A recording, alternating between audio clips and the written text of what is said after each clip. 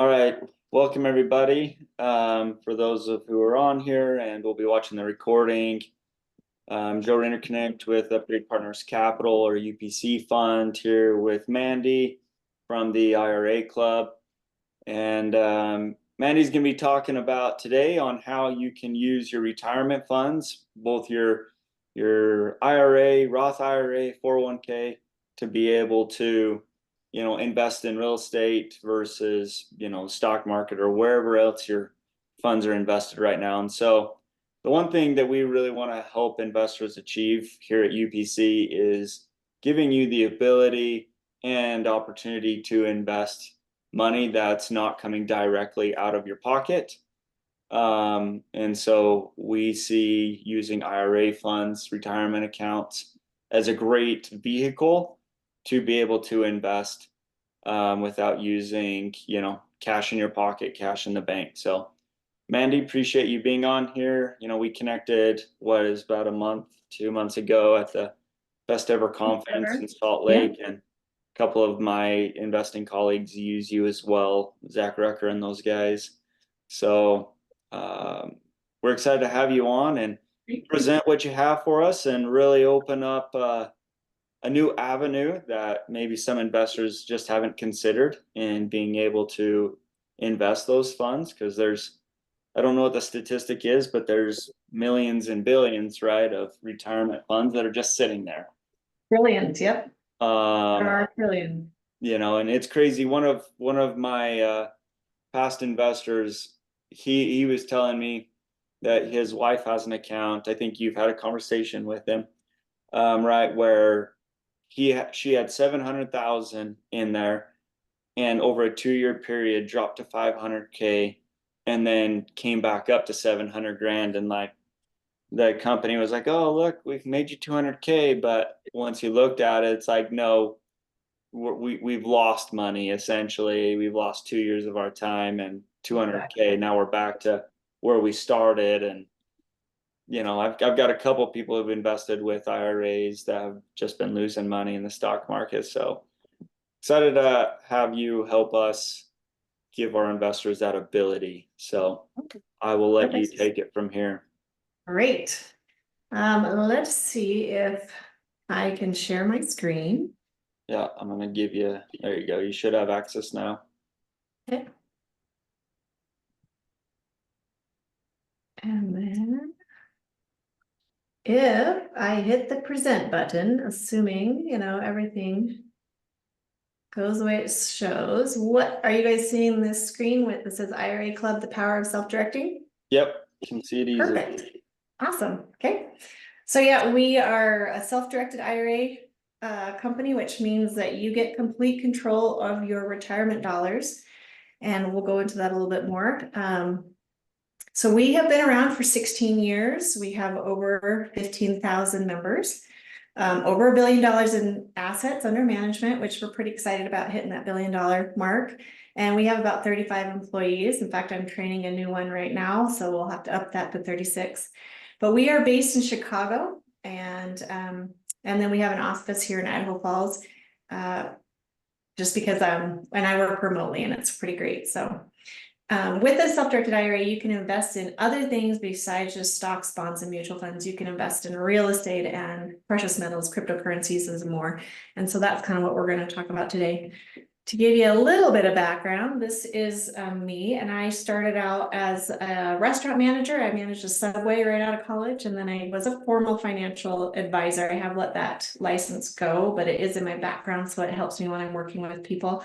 Then I was a math teacher for 11 years while I raised those 2 kids.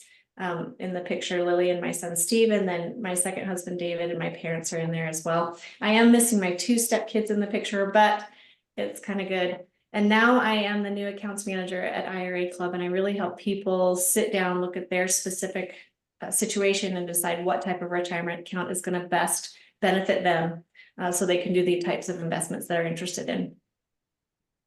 And you really, to get an understanding of why, it's really important to understand why and the history of the IRA to realize what kind of happened in our country. Because in 1974, Congress established the IRA, and they did that because fewer pensions were being offered, and they needed tax incentives for individuals to start planning for their retirement.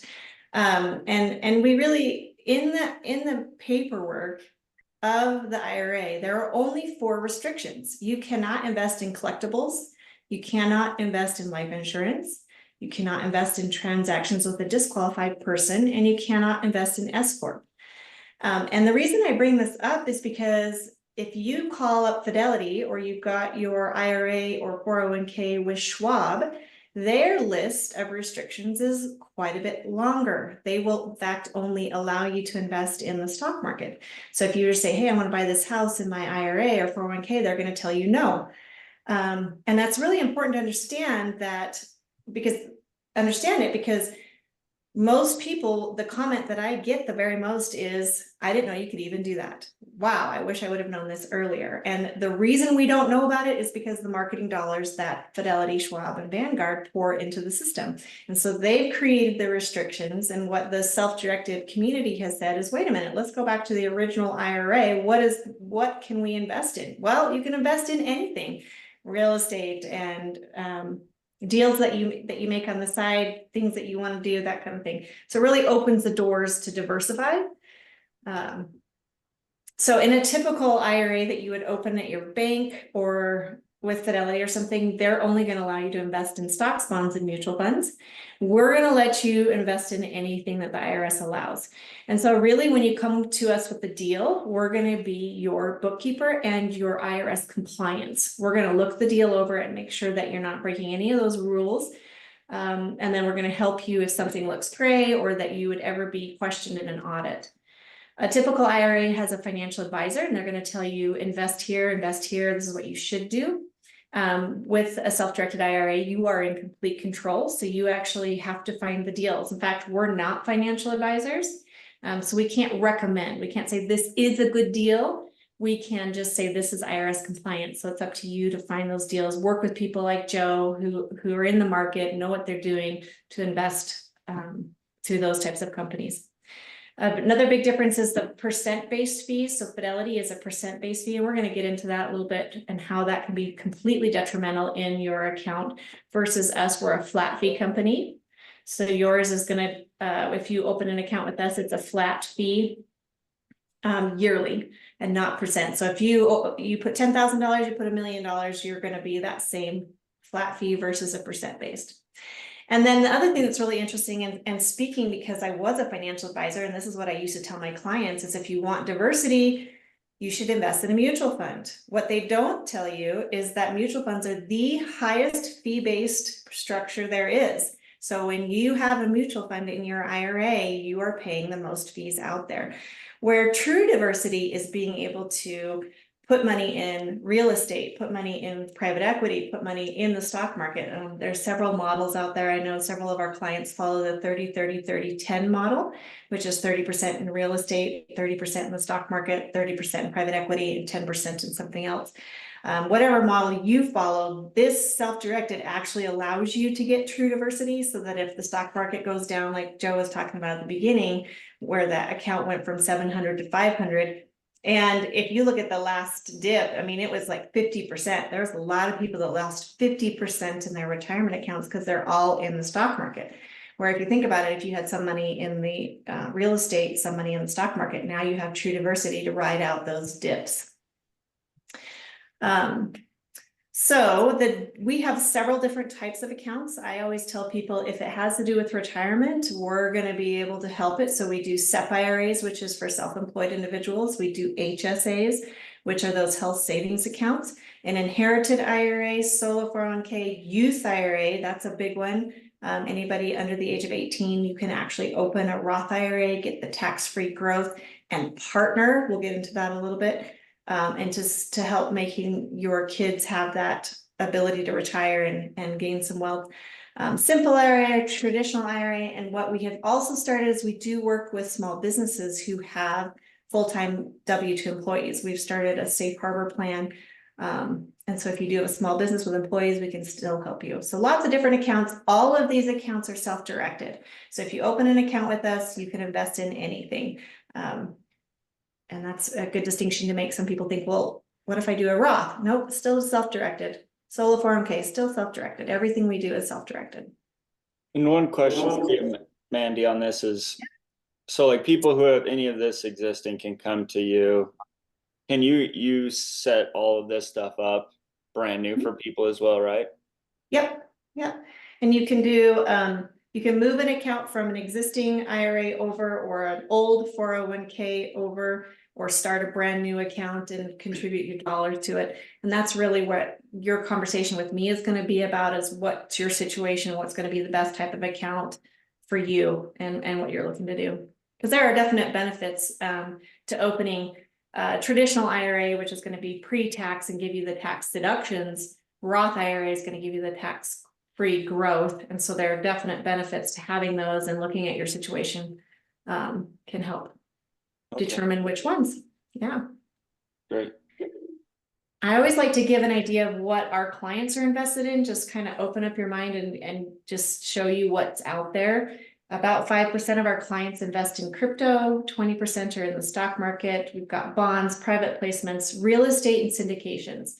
And real estate and syndications actually kind of go together, because syndications are when you have a group of people that invest into a real estate project, such as an apartment complex or a condo or a mobile home park. And you can see that's really the bulk of our clients, but it doesn't limit.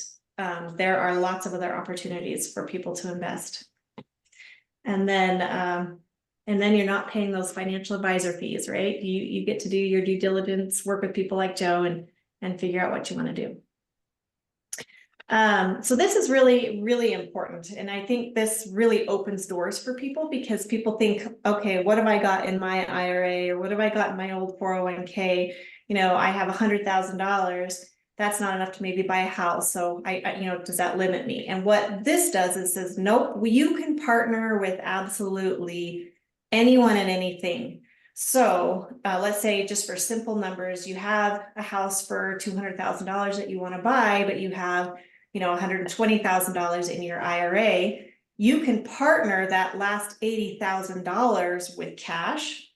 Somebody else in your family can have an IRA, Roth IRA, solo 401k, any type of retirement account. It can be a spouse, a friend, sibling, anybody that you want, including kids. And that's where I always say, cherry pick those deals and partner that little baby Roth onto it.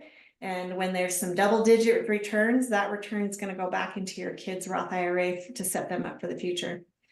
And that's really great. So it's percent in, percent out. So whatever percent you are buying, even if it's like, 1% with that little baby Roth, and the rest is cash, or the rest is your IRA, percent in, percent out. So that baby Roth would get 1% of the earnings at the end.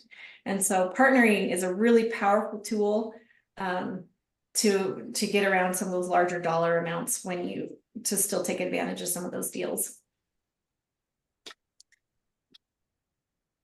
All right, and this is kind of where it's important to look at, why would I want to buy a property, or why would I want to put some of these into an IRA? And that's to get the tax benefits. There are pretty much 4 types here. We've got a Roth IRA, which is tax-free growth.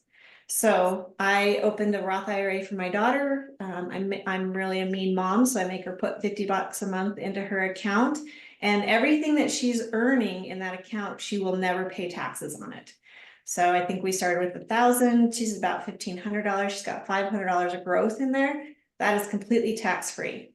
And if she puts her contributions in every year, which currently that's $7,000, she will have over $1 million when she retires, if not 4 million. And it's incredible how you can really set up your kids, your grandkids, your family members to be able to retire with something as simple as that when you start them young.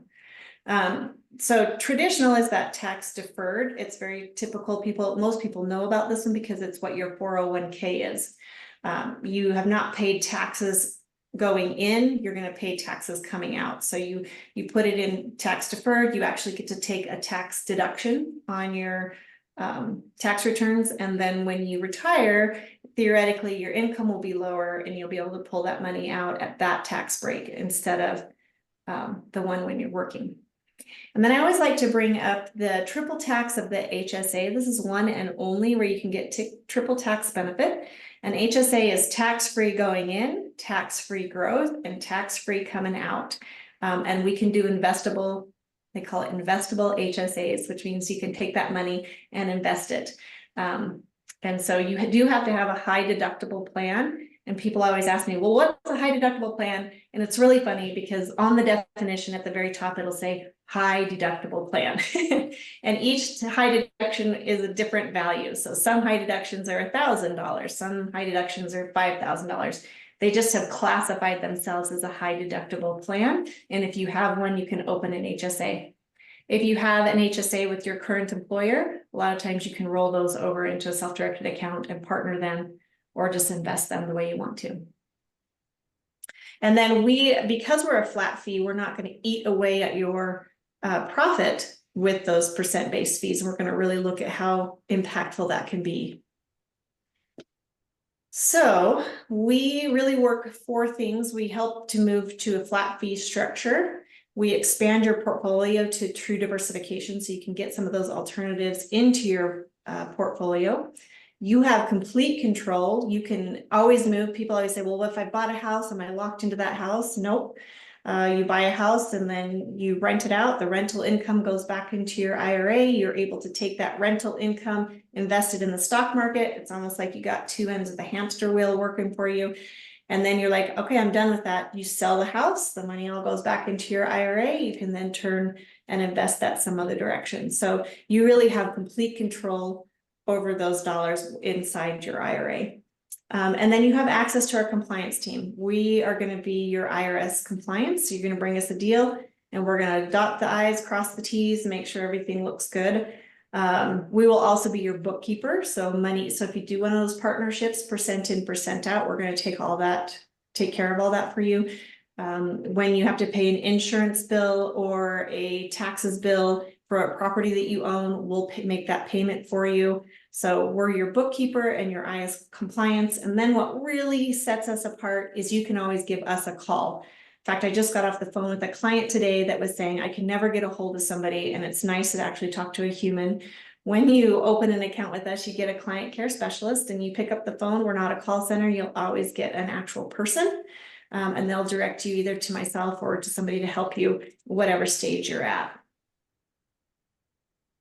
So the process is pretty straightforward. The first step, you're going to establish an account. That's done online. I can happily send you an account link. It's basically put your name, your information, your social security. You actually upload a picture of your driver's license. It's a government requirement. Just verifies you are who you say you are. And then you fund it. We can help fund that. And I kind of went over this a little bit. You can fund it with an IRA transfer. So you have an IRA at Fidelity. We just transfer that over to the IRA club. You can do a previous employer plan, like an old 401k. And people say, well, what's an old 401k versus a new 401k? If you're currently working at the company, about 90 to 95% of the time, they will not let you roll that money over until you leave, till you're no longer working there.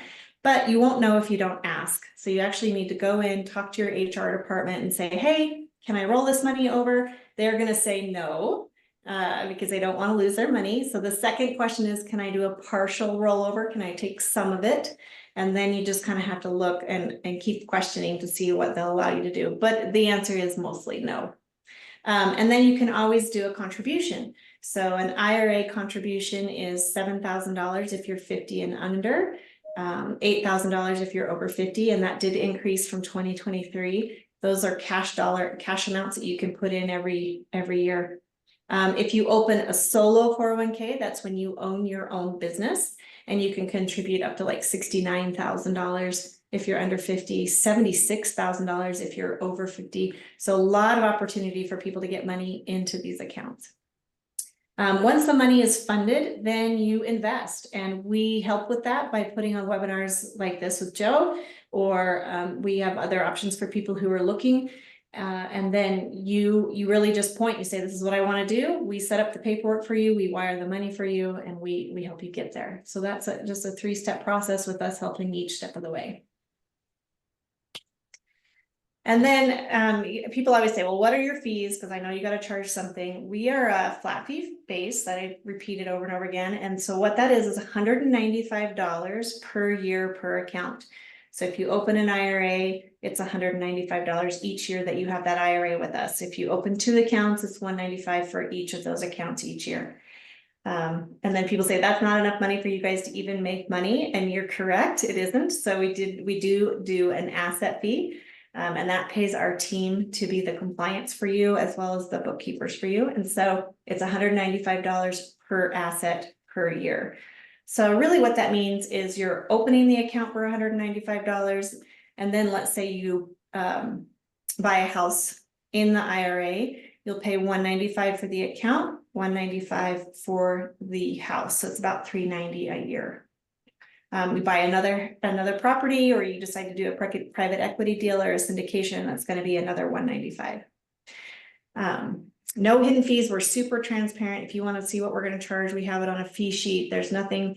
I don't know when the last time you tried to read your fidelity statement, but as a math teacher, they really do make that impossible. You cannot figure out, and they do that intentionally. They don't want you to know how they're calculating the fees, and they've even started changing the name of fees. So they have a different name for the mail stamp that they send you, and they code it differently. So it's impossible to know really what you're paying these other companies, and we're just really tired of that. So we are. Man, you said it's 195 per asset per year, right? Correct. Yep. So I guess for clarification for me, say I've got 500K and I give you the whole 500K to roll in. That 500K is where it's in 195 annually for that 500 grand. But say I put that into 3 deals, I'm still paying the 195 for the account, but then say I do 3 deals, that's 195 per 3 deals. So essentially 4 charges of 195. Yeah. Correct. Got it. Correct. Yep. Got it. Yep. So then, well, because I hear the next comment I hear is, well, I'm only paying 1%. I'm only paying 3% because that market average is 1 to 3% for your fees with Fidelity or any other brokerage. And so I always get this, well, what does that really matter? So let me see if I can take you to this screen. Can you see this screen now that says compare your investment fees? We can. Okay. So this is interesting because what does 1% really do to your overall portfolio? So if we start with $100,000, we put it in for 10 years, we're not going to add any additional money. So I'm not putting anything else. It's just writing. And I'm anticipating about a 10% return. I mean, that's pretty standard. Most of our clients are in the double digits, so 10%. So the IRA club is a 0% fee. So you can actually pay those fees with a credit card outside of the account. So it's not a percent based. And then we compared it to a company that's 1%, which is really a lot of your credit unions and things are going to be the 1%. 3% is what Fidelity charges. And so it's like, what does that do to your $100,000? Well, it's a difference of $62,000 that you paid in fees with that 3%. And so if you kind of look at that, year 1, this is going to be, you're not talking a whole lot of fees, but just by year 2, it takes your 10% return down to a 3% return. It drops your 10% return down by 3% to 7%. So where you were making 10%, now you're only making 7%. And that difference is by year 10, you'd have $196,000 paying 3% versus 0%, which is $259,000. So you're talking a $62,000 difference. Now, because of don't think I'm trying to deceive you at all. This does not take into consideration the 195 fee that you do pay each year. And we are working with our tech team. This company that put this together for us is like, we can't pull that out. So you would have to take 10 times 195 and subtract it out of the 250. So we're not trying to deceive anybody, but you're still, that percent kills your return. And so we just want people to be super aware of that. That makes sense. So then, So what I've done, this is a QR code to my calendar. So I always say, schedule a call. Let's talk about your individual situation and what money you've got, where you want, what you want to do with it. And set up a time with me, and then we can get your account open. Once it's open, we'll help you fund it, and then you can invest any direction you want to. And that's kind of, what questions do you have, or what can I answer or discuss with you guys? Mandy, I have a question. With regards to your IRAs, is it one or the other? In other words, can you split an existing IRA and designate some to a self-directed IRA and leave a portion of that IRA somewhere else? That's a great question.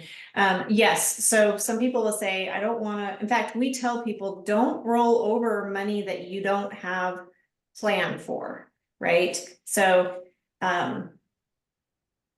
there's two reasons that people join the IRA club. One is to avoid those fees. If you're paying fees that of that magnitude, we tell people move everything over, because we now have access to the stock market, and you can invest in a property and you can invest in the stock market, and we're going to beat those fees.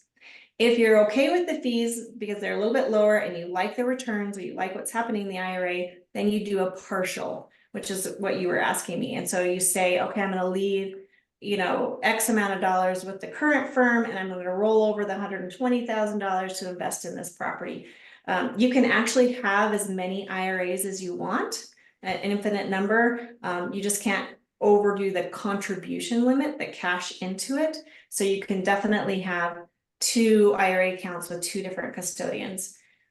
We did partner with a company called iFlip, which is our trading platform. And we did that so people didn't have to pay those wire fees and transfer fees, and you could still invest in the stock market. So my brother and I partnered on an Airbnb inside of our Roth IRA. So he's got his Roth, I've got mine. We partnered together on it. I'm making about $800 to $1,000 a month.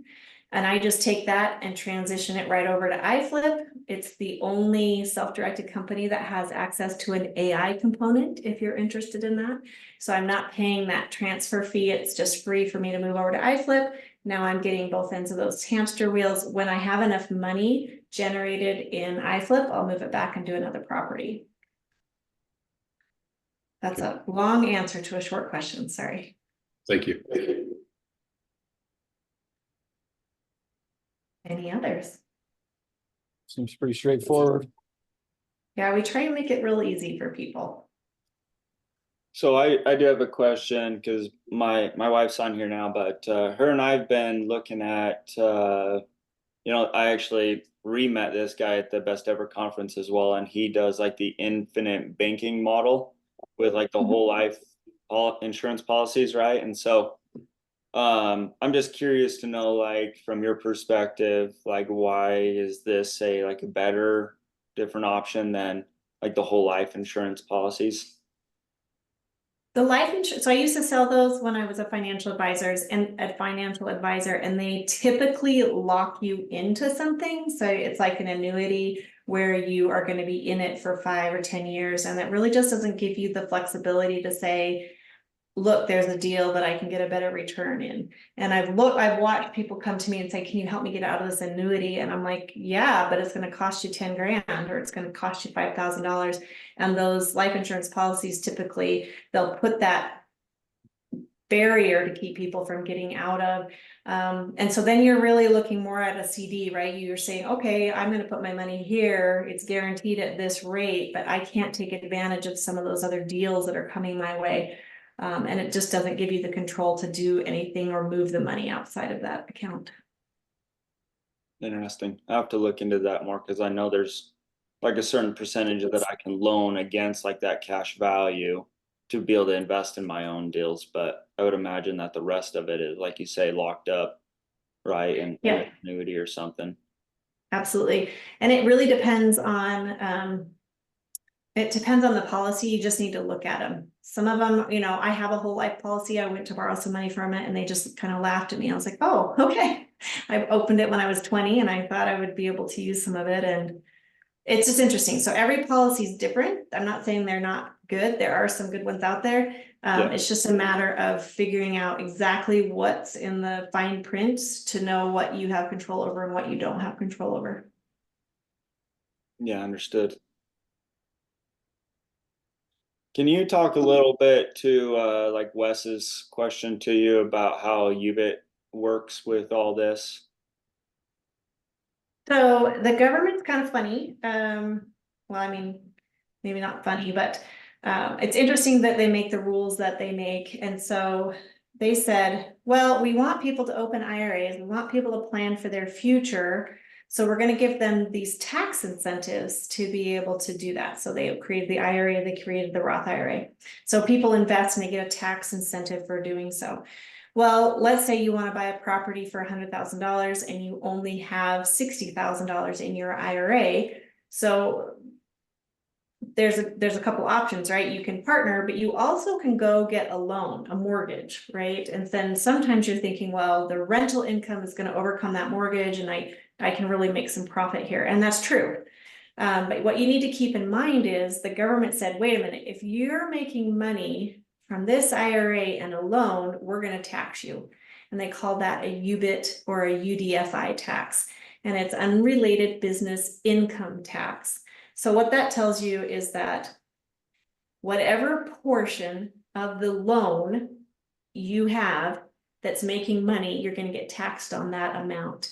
And that's called the UBIT tax. And so we always just, and you know, it used to be not too big a deal because you would pay that UBIT tax would still be less than what you could earn. But with the interest rates being as high as they are, you have to take out what's called a non-recourse loan. And a non-recourse loan says, because it's an IRA, the bank, excuse me, only has the recourse of the property if you were to ever default on the loan. And so because they don't have as much recourse, they raise that interest rate. So right now it's 1 to 2% above prime. So you're already talking about a pretty high interest rate because the market, you go above that 2 or 3% to borrow that difference, and you're going to be paying a tax on top of that. You just have to weigh out if that's beneficial to you or not. And it used to be way more beneficial because our interest rates were so low, but right now it's you know, it's just a cost benefit analysis. The second way to avoid that UBIT tax besides partnering is to open a solo 401k. And the government wanted individuals who had their own business to have the same type advantages of big corporations that offered W-2s for their employees. So they said, with the solo 401k, we will actually let you avoid those UBIT taxes. So if you open a solo 401k, you still have to use a non-recourse loan, but you're not going to be subject to those UBIT taxes. And that's one of the ways to avoid those. That's why when I sit down with everybody, I'm like, hey, what's your plan? What do you want to do? Let's look at how much money you've got in your account. You know, because a solo 401k is a bigger, more powerful. Sometimes you need it, sometimes you don't. We can look at ways to strategize so you get the right account, paying the least amount of fees with the most amount of gain. Got it. Let me see if I have any other questions. Anybody else have questions? Not for me. Okay. I guess it depends on like what account you open up, but like, is there typically like a certain amount that you can, or is there a limit to like what you can initially put in there? Yeah, that's a great question. So we do have a minimum of $500 that needs to stay in the bank account. So that's a banking requirement that our bank has. And so if you move over, the minimum would be $500, but you actually wouldn't be able to invest any of that. That needs to sit in your account. So you would move over anything above $500 and then you can start to invest it. Okay. Mandy, this is a bit of a random question, but in your experience, have banks used self-directed IRAs as down payments or even collateral towards loans? Huh. That's a really good question. I don't know. I'm going to ask. We have a compliance guy named Carlos, and he's a walking encyclopedia. I'm going to ask that question. I don't know. it might be a bank specific question, but I'm curious how you view this, so. I would guess not. I would guess not because it's a federal product and it's attached to your social security number, and they put restrictions on that in case something were to ever happen. So my instinct would say no, but I would have to check for sure. Okay.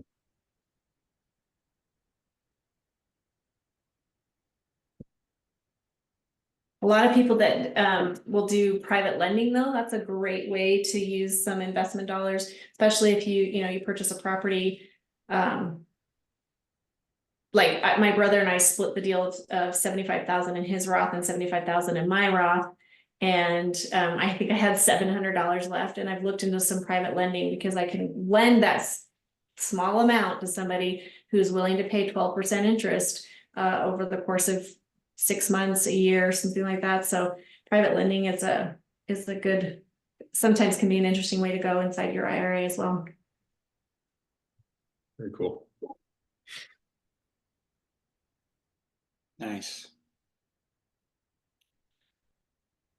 Lots of information. I try not to go too crazy because it's overload. I used to be a math teacher, and you can start to see the blank looks like, wait, too much.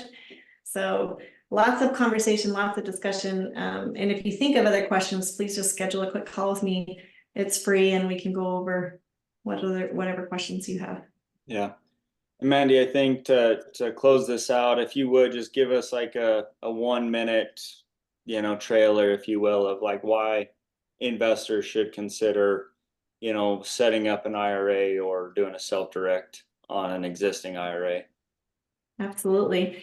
Yeah, so there are two biggest reasons why you would want to self-direct. One is to avoid those fees because you are paying. Edward Jones is where I was before. I did not realize 3%. Edward Jones, Fidelity is 3%. Fidelity doesn't actually have to disclose their fees. They're a privately held company, so they get to hide those. So people will move over to avoid those fees, and that's a great way to just get out from under that. So your investments are true investments. You can actually see what you're making. The second reason is to diversify your portfolio. You want to be able to ride out the markets. When the stock market has its bumps, and the real estate market has its bumps, but you've got stuff in both pots. You're going to be able to ride those dips. And I will say, what's the only market, maybe you know this, Joe, what's the only market to never have taken a dip in all of its history? I'm gonna say real estate.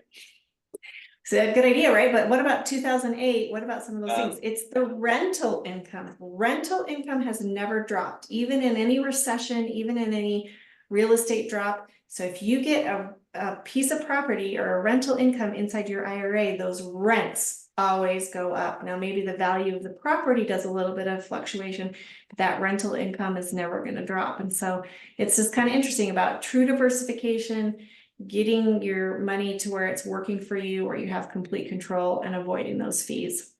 Nice. Well, that was a great summary, and really appreciate you jumping on and spending your time with us, and appreciate everybody for jumping on. And if you have questions, definitely do schedule a call with Mandy.